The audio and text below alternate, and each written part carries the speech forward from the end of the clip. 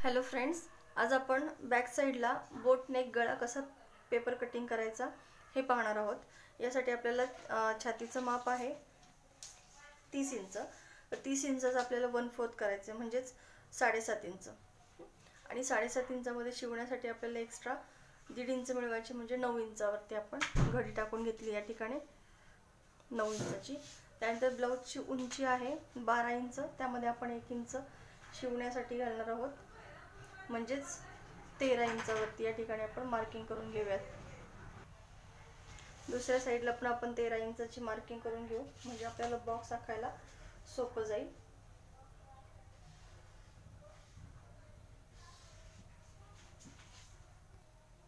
त्यानंतर आपण गळ्याच्या बाजूला 2 इंच सोडून 3 इंच सोडणार आहोत गळ्या साइडनी।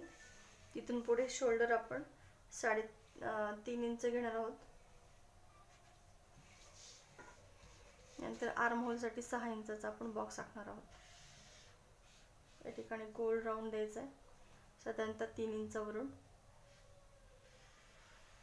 अशा प्रकारे।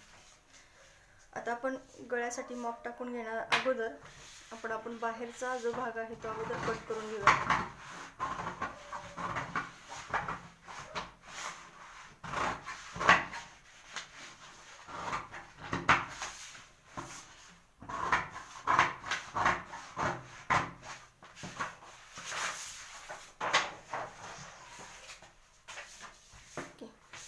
या ठिकाणी आपण वरच्या बाजूने 3 इंच अंतर सोडणार आहोत।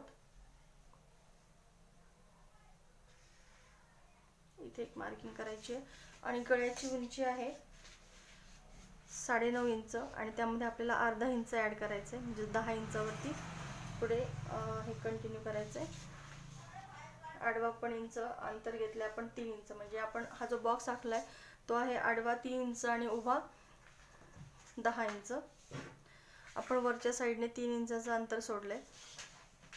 या ठिकाणी आपण एक आणखी दुसरा बॉक्स तयार करून घेऊया ज्या ठिकाणी आपल्याला इथे खाली एक आणि वरती एक आणि खाली एक अशा 2 प्रकारे गळ्याला आकार द्यायचा आहे। तसं सुरुवातीला बोट नेक असल्यामुळे या ठिकाणी आपण 1 इंच अंतर घेणार आहोत। यासाठी म्हणजे दोन्ही या लाईन पेक्षा खाली अर्धा इंचावरती खूण करून घेतले म्हणजे या ठिकाणी आपण 1 इंचावरती मार्किंग केले। आता आपण गळ्याला आकार देताना तो इथून अशा प्रकारे देणार आहोत साधारणतः अशा प्रकारे। आणि आता दुसऱ्या पॉइंट पासून आपण खालच्या बाजूला आकार देणार आहोत। तर या ठिकाणी राउंड शेप न देता आपण थोडंसं सरळच राउंड देणार आहोत। हवा तो आकार आपण या ठिकाणी देऊ शकतो साधारणतः अशा प्रकारे। या ठिकाणी आपण जॉईन केलेलं नाही या ठिकाणी। आता आपल्याला दोन्ही भाग सेपरेटली कट करायचे। अगोदर आपण वरचा भाग कट करून घेऊया।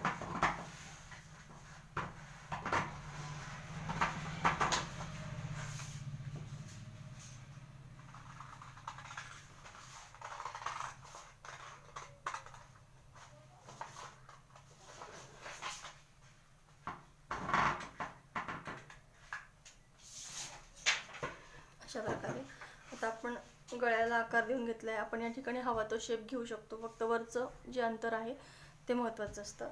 आता आपण हे अनफोल्ड करून घेऊयात। अनफोल्ड केल्यानंतर गळा हा अशा पद्धतीने दिसेल। अतिशय सोप्या पद्धतीने आपण बोट नेक गळा कसा कट करायचा हे आपण पाहिलं आज।